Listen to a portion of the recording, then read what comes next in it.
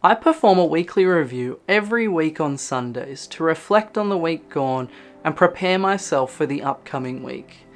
It requires a relatively small investment of time on a consistent basis, around 30 to 60 minutes per week, but it allows me to maximize my productivity and stay on track with my goals and ensure that I don't miss any important deadlines. In this video, I'm going to walk you through my weekly review process and hopefully inspire you to start your own. I'm a big believer in the power of a regular reflection process, and a weekly review is just another part of my reflection toolkit and productivity system. As you might already know from my previous videos, most of my life is organized between three main things: Notion, my bullet journal, and my calendar.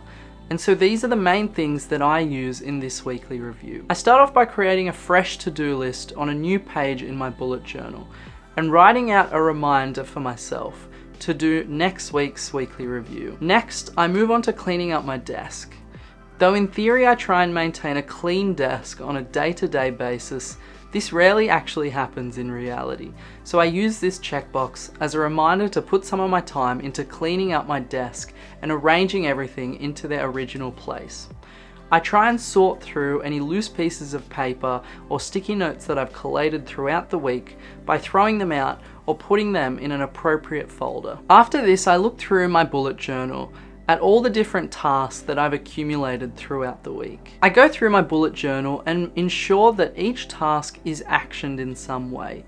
This means that I'll either push them forwards or migrate them to the upcoming week to be completed then, tick them off if I've already accomplished them, or cross them off if I decide that they're no longer worth doing. Then, in the weekly goals section that I created for the upcoming week, I write down any other tasks that I want to accomplish. I also look through my habit tracker to see how well I've been able to maintain all the good habits that I'm trying to set up for myself. Next is my calendar. I look at last week's calendar to ensure that I've not missed any important appointments and that I'm not forgetting to follow up on anything that happened throughout the last week. I also look forwards to get an overview of what my week looks like and schedule in any events that are coming up. Now it's time to look at my goals. As you might be aware from my annual review video, which I'll leave linked up here and also in the description below, I set a number of goals for myself at the beginning of the year. During my monthly review, I break these down into smaller monthly goals,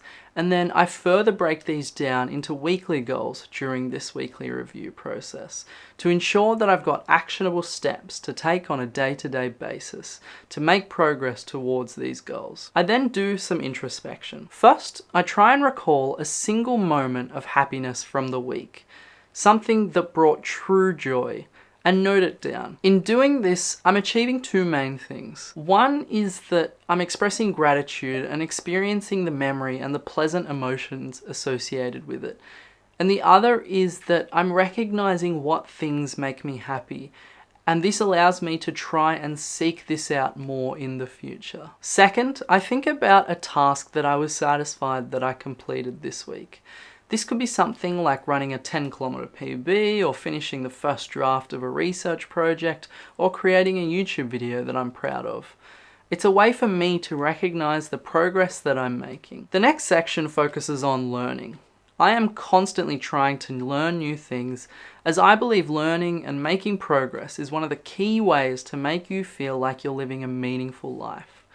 This first question prompts me to recall at least one interesting fact about any topic that I've learnt about from the week and note it down. The reason that I include this is that even though I'm consuming and learning so much information across social media, books, interactions with other people, and from my own observations, I find it difficult to actively recall any of it, and so this question allows me or forces me to do this. The next part of my quest for lifelong learning and self-improvement is to reflect on a single thing that I've learnt about myself. This week I learnt that I have a number of prejudices against people who have substance use disorders.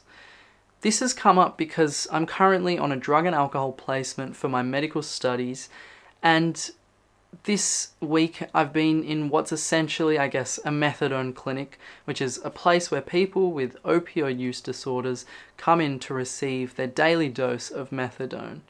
And during this placement, I've caught myself seeing these people in a certain way, and it's only through recognizing this bias that I can further deconstruct it and change it. Okay, so the final two things that I do are input my weight and calories for the week into this spreadsheet that I've got. Last, I download my expenses into Microsoft Money, which is my financial tracking app of choice, though I am looking to change, so if anyone has any suggestions of better apps, please let me know in the comment section down below. So that's how I perform my weekly reviews.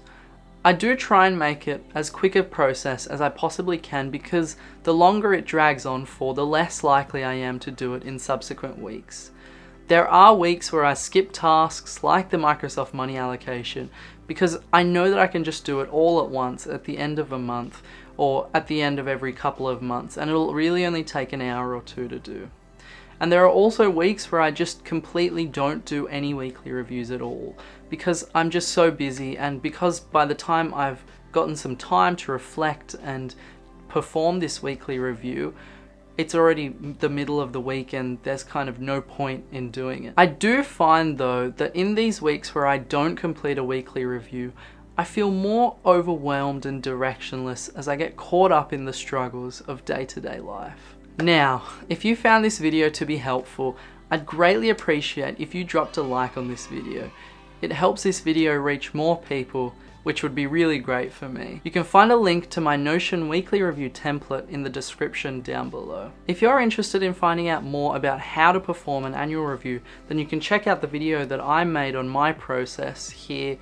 Or alternatively, if you're interested in learning about how to bullet journal, then you can check out the video that I made on it here.